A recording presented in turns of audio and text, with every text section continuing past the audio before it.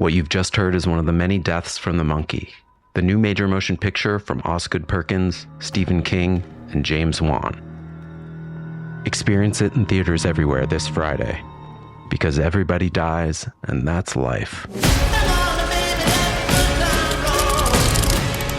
Let's have some fun.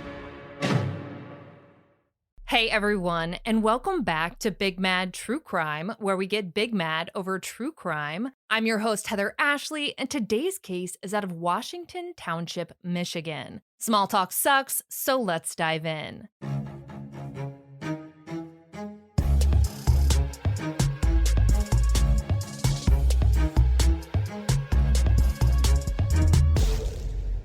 Stephen and Tara Grant met when they were in college, but it wasn't love at first sight, at least not for Tara.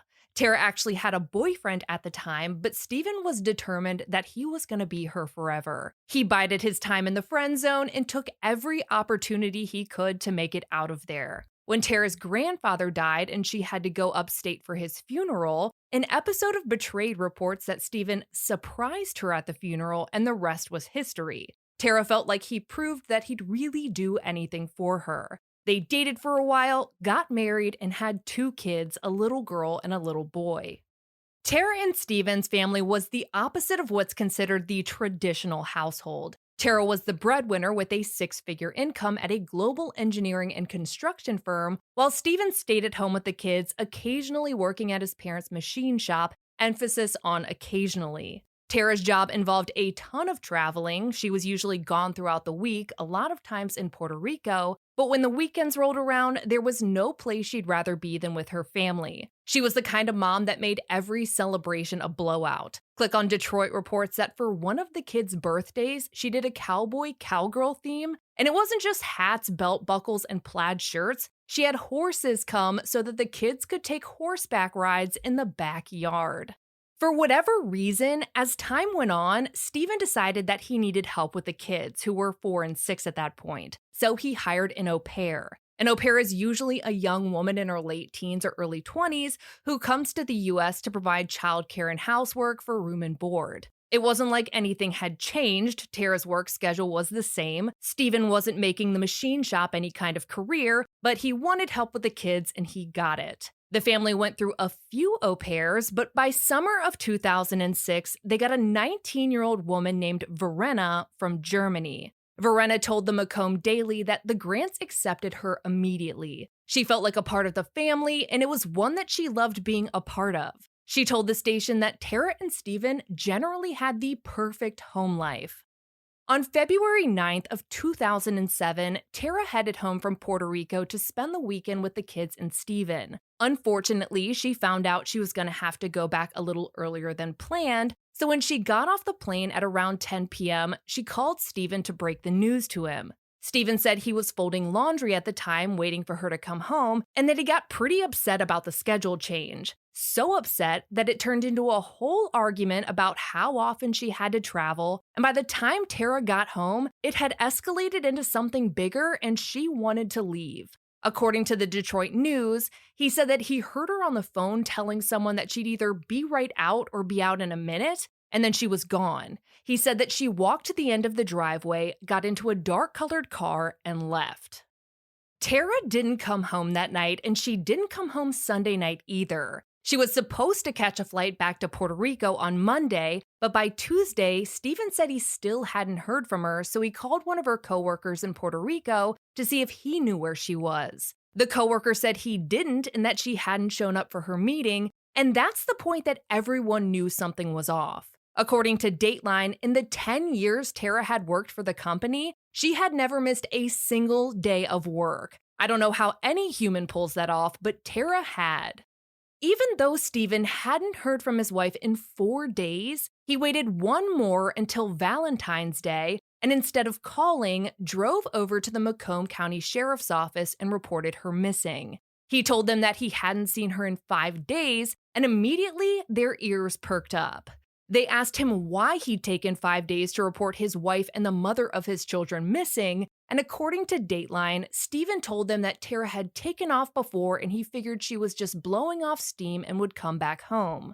For someone who thought his wife was blowing off steam, he sure made very few phone calls to try and figure out where she went. Tara's own family didn't find out she was missing until the police did. And family kind of feels like the first set of people you'd call to try and figure out if your missing spouse is with them.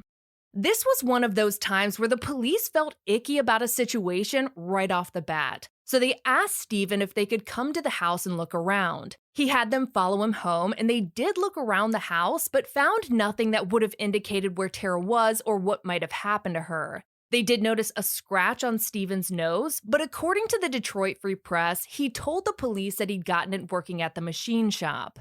Almost immediately, the news of Tara's disappearance hit the news, and even though the police had their gut feelings, it was reported that no foul play was suspected because, frankly, they didn't have any evidence to support it at that point. Over the next 24 hours, police did searches in the wooded areas surrounding the house, but they didn't turn up anything useful. It had been snowing, so ground searching wasn't exactly easy, but the fact that they were looking in the woods not far from the house sent a message that the media hadn't. Investigators were also able to get a 2-hour interview with Stephen, and whatever happened in there did not sit well with either of them, because things started to go downhill really quickly. WXYZ reports that Stephen hired an attorney and stopped talking to the police altogether. He would only communicate with them via fax, which just seems petty. It was 2017, and email existed, and everyone was about to learn real quick that Stephen was a huge fan of the email.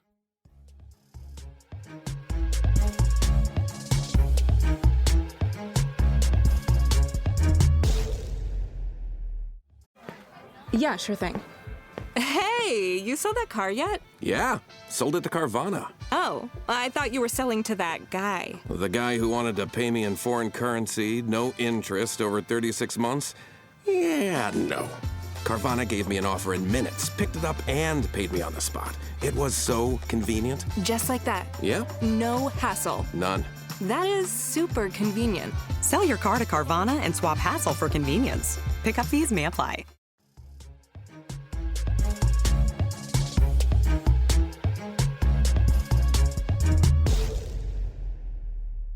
Even though Stephen refused to talk to the police, he had no problem getting in front of a camera and talking to the media. In fact, reporter Amanda Hunt with Click on Detroit said that he would call them several times a day to make statements. He'd hop on camera and tell the station things like, "If anybody knows, just say something. Just tell us. Call me, call the police, call somebody." He also told the Detroit Free Press that he'd rather Tara be with another man than come to any harm.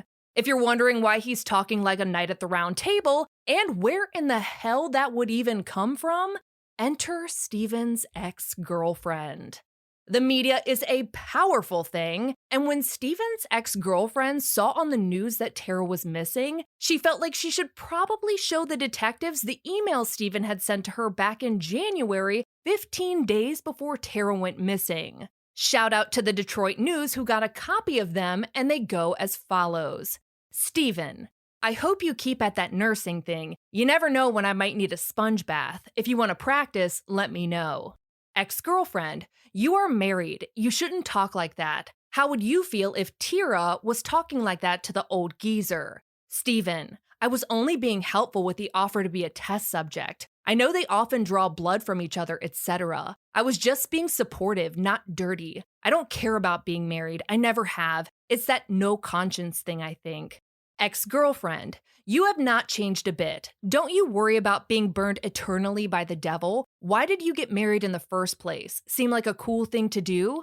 Stephen, the answers in order are no, love, and no. I think you misunderstood, though. I like being married. I just think of marriage vows like speed limits. Sometimes you have to break them, and sometimes you get caught. You just need to keep an eye on the road to avoid detection. Ex-girlfriend, so what are you gonna do about the cheating wife? I'm so frickin' bored today. Stephen, I don't know yet. By the way, she does talk to the old geezer like that. That's the problem. Actually, never that direct. Everyone is not as subtle as me. The problem is she says things in code, and because of that, I don't know what is actually going on. Also, and I thought I told you this, about 2 years ago, she did the same thing with some guy she used to know. Nothing physical, just text and email and phone calls. I know what you think. I just don't know if it was physical, but I do. The magic of intercepted emails and phone calls. A mutual friend is a vice president at a computer company, and one of his texts helped me out a bit, if you know what I mean. Straight up NSA stuff, if you get my drift. Actually, he had some software, OTC stuff, you can buy at CompUSA. That did the trick. It just sounds cooler the other way. If you're so bored, I'm still in need of some excitement in my day. Wink, wink. Tara flew to London yesterday till Friday night, and I am all alone with no one to play with. Steven, again. By the way, I do want to see you naked. Naked women are always good to see, especially if you haven't seen them in a while. Photos are nice, but a private modeling session would always be preferable. So let's break this down. First off, Steven never told police that he thought his wife was cheating on him, which, by the way, police did talk to the 2 men he seemed to think Tara was having an affair with. Both of them said it never happened. His wife was missing, he'd been telling his ex-girlfriend that she'd been having an affair, and he never once thought it was important to let the police know, in case she'd left him for one of them. Second, for someone who's willing to install software to intercept his wife's communications to try and catch her cheating and come to the conclusion that she's speaking in some kind of code, he certainly has no loyalty to his marriage on his side whatsoever. Talking about how marriage is like a speed limit and asking for sponge baths, and then gaslighting the shit out of his ex by saying that he was just offering to help her, like when they practiced drawing blood. When these emails were published for the world to see, Steven continued his pattern of gaslighting by saying that they were foolish and innocent joking. No, they weren't. With Steven's secret of being a shitbag husband having been exposed, you would think that he might back away from the media, but he didn't. Instead, WXYZ reports that he started telling news stations that he was law enforcement's #1 suspect, but that he was innocent. The problem here was that there were no suspects because there was still no physical evidence that a crime had occurred.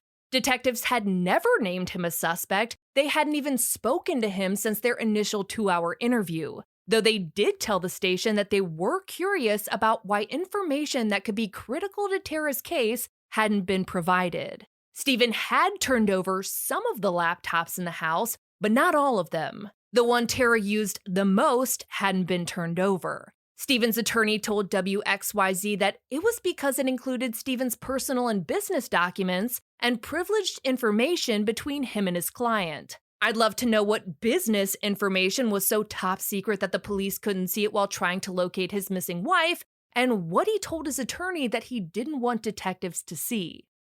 With Steven being of no real help to Tara's investigation, detectives had to rely on the public for tips and even welcome the psychics who called in.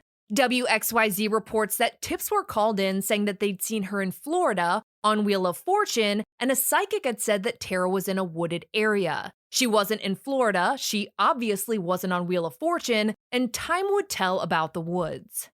A few days passed without any real updates on Tara's case. They'd asked Steven to take a polygraph, which he initially said he would, but according to the Macomb Daily, backed out of. His attorney told Click on Detroit that they'd reconsider taking the polygraph if it was done by anyone other than the Macomb County Sheriff's Office, because Steven felt like he was being harassed by them. That sounded like a crock of shit, but Steven did actually wind up taking one independently, which a Wayne University article and a local news broadcast reported he failed.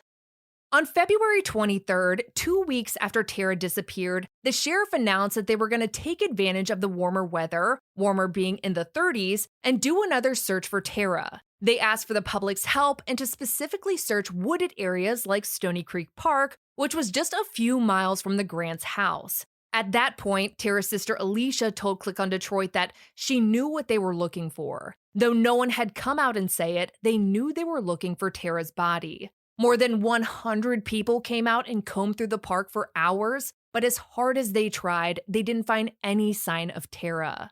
Another empty search had a helpless feel to it. People around the world were waiting for any real break in her case or anything that will point to what happened or outright say who they think was responsible, and it finally happened.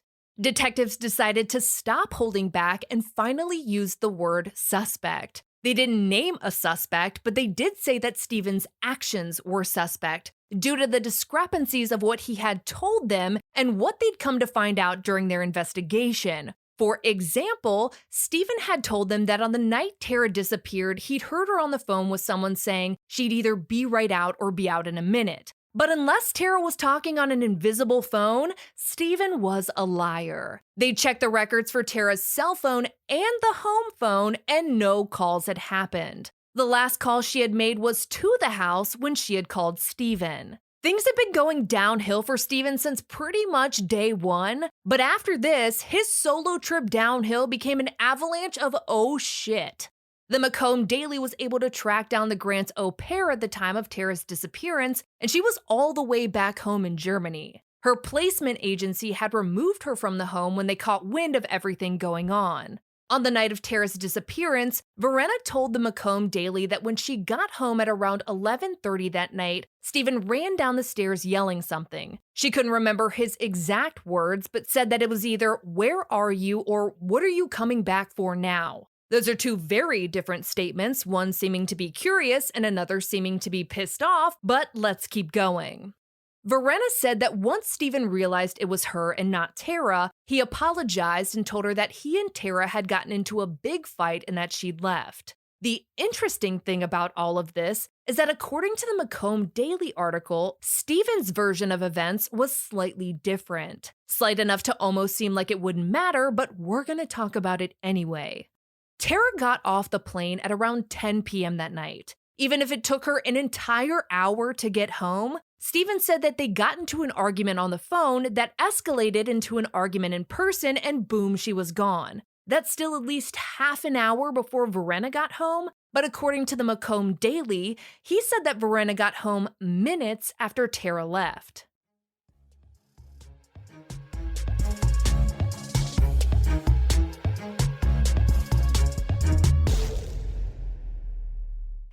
Your old or broken phone can let you down, but at Verizon, trade in any old phone from our top brands and get iPhone 16 Pro with Apple Intelligence with a new line on My Plan and iPad and Apple Watch Series 10. After all, you don't want your old phone to die on you when you're lost.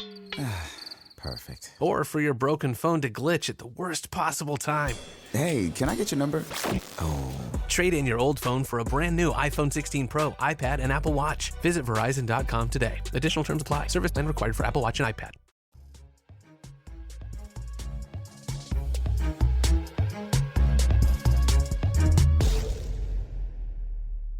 Another few days passed with no updates in Tara's case, but on March 2nd, all hell broke loose. Stephen was pulled over just outside of his neighborhood and put into a patrol car. News outlets had been parked all around the vicinity of his house for weeks at that point, so there were cameras rolling everywhere. The news broke immediately, and everyone watched as Stephen stayed in the patrol car for a little under half an hour before they let him back into his vehicle and followed him home.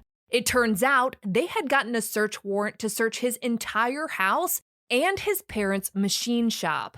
This was a huge deal. It takes a lot of probable cause to get a warrant to search an entire house, let alone a place where someone worked occasionally, but clearly, detectives had gotten enough of it to get a judge to sign off on both of them.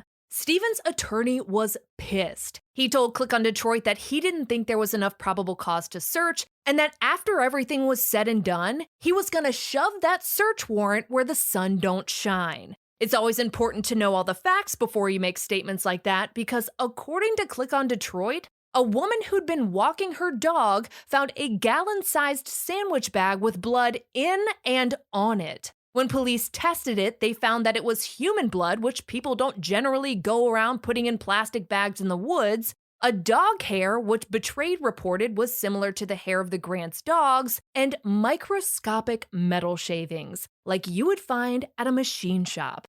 In summary, it wasn't Macomb County's sun don't shine that these warrants were about to be shoved into. For hours and hours, investigators were seen going in and out of the Grant home. They were there all night long, and by the next morning, the sheriff was ready to tell the public what they'd found, though I don't think anyone was prepared to hear what it was. According to Dateline, as detectives were searching the Grants' garage, one of them noticed a green tote that he knew hadn't been there when they'd come to the house on Valentine's. He opened it up and saw a bag inside, so he tore it open. Inside that bag was another bag, so he tore the second one open and stuck his hand inside to see what he could feel, and said that whatever was in there was moist. He called the evidence techs over to process whatever was in the bag, and what they found was a torso. According to the Detroit Free Press, it was still clothed in a blood-soaked shirt, undergarments, and the remnants of dress pants. It was Tara. There was now no doubt that Stephen was not only involved in Tara's disappearance, but also her murder. A warrant was issued for first-degree murder, but the only problem was that Stephen was in the wind. Unfortunately, the search warrant for the house and the machine shop didn't include the detention of Stephen, so when they started searching the house, he put the dog on a leash and walked out. Click on Detroit actually caught him on video walking down the street, and you can see him look back almost as if he was wondering if anyone was watching him. A manhunt began, and it wasn't long before Stephen's attorney made a statement. He told Fox News, "I think he's gone," as in dead. He said that he'd spoken to him twice since that morning, he'd called from a payphone, and that he had no doubt that Stephen was going to kill himself within minutes. While his attorney thought he might be dead, investigators knew that he wasn't, because he had called his sister to check on the kids who had been staying with her. His sister let law enforcement know, and they were able to trace the call back to Wilderness State Park, which was about 4 hours north, and he had borrowed an unsuspecting friend's yellow truck to get there. A yellow truck isn't hard to spot in snowy Michigan, and footprints aren't hard to follow, so they tracked him like Hansel and Gretel, and according to Harbor Light News and the Daily Press, they found him hiding behind a tree with no coat and no shoes on. He had a mild frostbite, and according to Betrayed, law enforcement had to carry him out of there like the bitch baby he was and airlift him to a nearby hospital. The whole airlift thing made Stephen's condition sound intense, but let's be clear, he was fine. The staff at the hospital said that Stephen was alert and cooperative with staff, and he was about to be real cooperative with police too, a much different tone than had been set earlier in the investigation. While in the hospital, he wasn't there long, Stephen made a call asking for the lead detective on Tara's case to come in. He wanted to confess, and he did, at least in his version of events, in horrifying detail. According to Dateline, Stephen told detectives that he did fight with Tara that night, but that she hadn't gotten a phone call and didn't leave in some mysterious dark-colored vehicle. Instead, he said that the argument started in the master bedroom, and that at one point she started to turn around, so he grabbed her wrist and she slapped him. At that point, he said he pushed her and she fell down and banged her head against the wall. When she was on the ground, he said that she started yelling at him, telling that she was going to take the kids and he would be homeless. That is when he says he started to strangle her. The detective asked Stephen if he looked at Tara when he was choking her, and he said that he didn't. That he had thrown either a gray shirt or gray underwear over her face. He said he knew she was dead when she stopped moving, which, by the way, is complete bullshit. Someone can go unconscious within seconds of being manually strangled, but it takes minutes for it to cause brain damage and then death. Tara would have been motionless for minutes before she actually died. After that bullshit statement, Stephen said that he got really worried because, he had just killed his wife, but worried looks different on different people. To Stephen, worried looked like texting the au pair, Verena, that she owed him a kiss and leaving a note on her pillow with the same message. Yes, he and the au pair had been having an affair. It had been building for some time, and the night before Stephen killed Tara while she was still in Puerto Rico, the Detroit Free Press reports that Stephen finally convinced Verena to sleep in his and Tara's bed. While she was in there, Tara and Stephen's 6-year-old daughter walked into the room. So yeah, back to the confession. After Stephen made sure that his au pair knew she owed him a kiss, Dateline reports that he found a belt, wrapped it around Tara's neck, and used it to drag her through the house and into the garage. His plan was to hide her body in her own vehicle, but the first time he tried to get her into it, he dropped her. He gave a horribly vivid description of what her body sounded like when it hit the garage floor, and honestly, I don't want to put it in the episode because it is crass and flippant. Stephen did eventually get Tara's body into her vehicle, and it was at that moment that he says he heard the door opening to the garage. It was Verena who had just gotten home. So remember that tiny discrepancy between when she said she got home and when Stephen said she got home? It did matter. Verena hadn't come home minutes after Tara left. She had gotten home minutes after Stephen hit her body. With Verena home, Stephen was panicked because he knew Tara's body was still there, so he left her body in the vehicle in the garage all throughout the next day. It was cold in Michigan, so there wasn't much risk of decomposition giving away what he'd done. The following day, Dateline reports that Stephen took Tara's body to his parents' machine shop, laid down plastic bags, drank some whiskey, found a blade, and dismembered her at every single joint, throwing up a few times in the process. Once he finished dismembering her, he wrapped the pieces of her body in plastic, put them back into the vehicle, and drove them home. With Tara's remains back at the house, this shitbag went on to have a normal afternoon with the kids and Verena, who were all under the impression that Tara had just up and left because she didn't care. According to Click on Detroit, Stephen made sure to play the part well by leaving 7 different voicemails for Tara, legitimately sounding like he was pissed off that she'd abandoned them and that she owed it to him and the kids to at least call him back. The audacity was reaching new levels. After a normal day with the kids and the au pair, everyone turned in for the night, and once they were all asleep, Stephen drove around looking for a place to hide Tara's remains. Dateline reports that he picked none other than Stony Creek Park. He loaded the dismembered pieces of Tara's body onto his children's sled to make the transportation easier, but according to him, the sled took off in the snow and crashed at the bottom of a hill. The sled broke and Tara's remains were scattered. He panicked, found them all, and buried them in the snow before heading back to the house with no one even realizing that he'd left. Obviously, we know that Tara's torso was found in the garage, so this confession was far from over. After a single day of Tara's remains being in the park, Dateline reports that Stephen was worried that he hadn't hid them well enough. It looks like he just buried them in the snow and snow melts, so he went back, got everything but her torso because it was now frozen to the ground, and re-hid them under things like fallen trees. He might have thought he was one step closer to getting away with it all at this point, but right after hiding her remains for the second time, the sheriff announced that they'd be searching the park that he had hid them at, so he went back again, but this time only for Tara's torso. Dateline reports that he dug it up, threw it over his shoulder, put it back into his vehicle, and then drove it to his dad's machine shop where he put it in bags and hid it behind some boxes in the loft.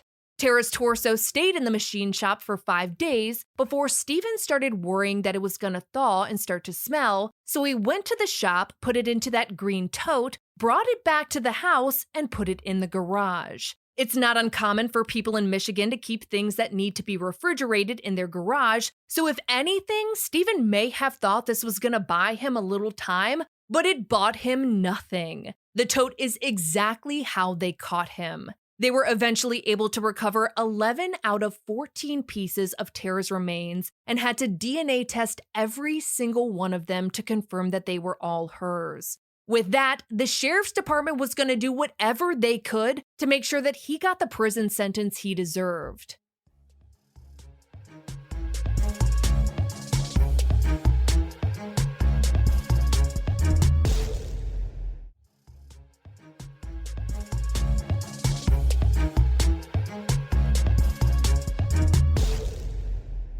Stephen was released from the hospital for his frostbite mishap after a couple of days, and on his way out, Dateline reports that the sheriff himself made sure to send over a brand new black and white striped prison uniform solely for the purpose of shame, an excellent use of petty. With his confession, you might assume that Stephen planned to plead guilty, but he didn't. He was charged with first-degree murder, but he and his defense argued that it was second-degree, that there was no premeditation. Mind you, this was a new attorney because his old one was out.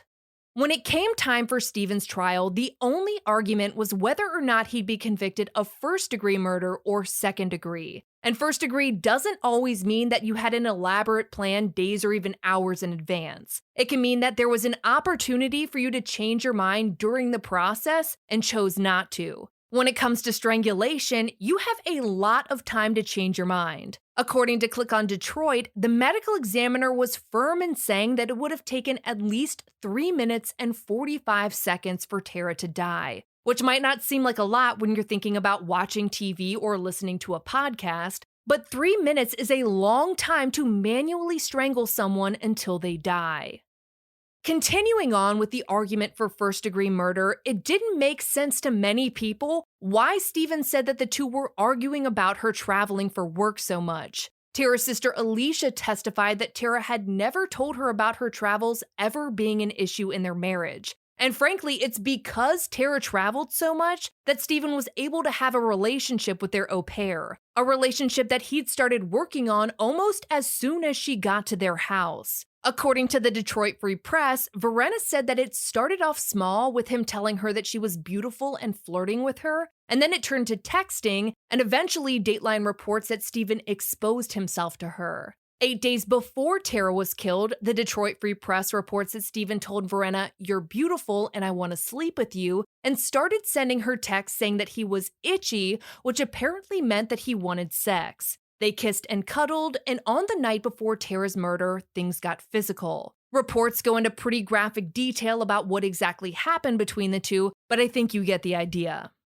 It was up to the jury to decide which degree of murder Stephen was guilty of, and it wasn't easy for them. It took 3 days for them to reach a verdict, and when they did, it was second-degree murder. It felt like a blow, but the sentencing for second degree could still wind up equaling a life sentence. While everyone waited for Stephen's sentencing hearing, the absolute insanity did not stop. The Oakland Press reported that while he was in jail for suspicion of murdering his wife, he exchanged notes with a female inmate saying that he wanted to get her into a broom closet. I looked up this particular inmate, and she was in there for stabbing her 8- and 5-year-old daughters to death, and she had also killed her 3 dogs and pet mouse. The outlet reports that he also exchanged letters with a female inmate who had beaten her 2-year-old son to death. This sentencing could not come fast enough, and on February 1st of 2008, almost a year after Tara's murder, WZZM reports that the judge went outside of the sentencing guidelines and gave him 50 to 80 years in prison. CNN quoted the judge as calling Stephen demonic, manipulative, barbaric, and dishonest. He won't be up for parole until he's at least 87. In the years since, Tara's sister went on to adopt their niece and nephew and have provided the most loving and stable home for them imaginable. They gave them the therapy necessary to try and process the traumas they experienced, and they are currently thriving. The family also created the Tara Liberation Foundation in Tara's honor, which, according to Turning Point Macomb, gives emergency cash assistance to domestic violence survivors. They host an annual Tara's Walk every year to raise money for survivors of domestic violence and to bring awareness to its prevalence and dangers. The next walk will be held on Saturday, September 22nd, 2022 at 9 a.m. It's at the Freedom Hill Banquet and Event Center at 14900 Metropolitan Parkway in Sterling Heights, Michigan. For all photos pertaining to this case, check out Tara's highlight at the top of my Instagram profile at @TheHeatherAshley, and join me there tonight at 9 p.m. Eastern, where you go live with me and we talk about today's episode and all other true crime cases on your mind. If you like your podcast ad-free, head over to our Patreon at patreon.com/BigMadTrueCrime, or for just $1 a month, your episodes are totally ad-free. If you need more episodes in your life, for just $5 a month, you get a bonus episode on the first Monday of every month. All your episodes are ad-free, and you'll also receive a forever discount code for all Big Mad True Crime merch. And of course, anytime you sign up, you get instant access to all previous bonus episodes. I'll be bringing you a brand new case a week from today, and I cannot wait. But until then, we out.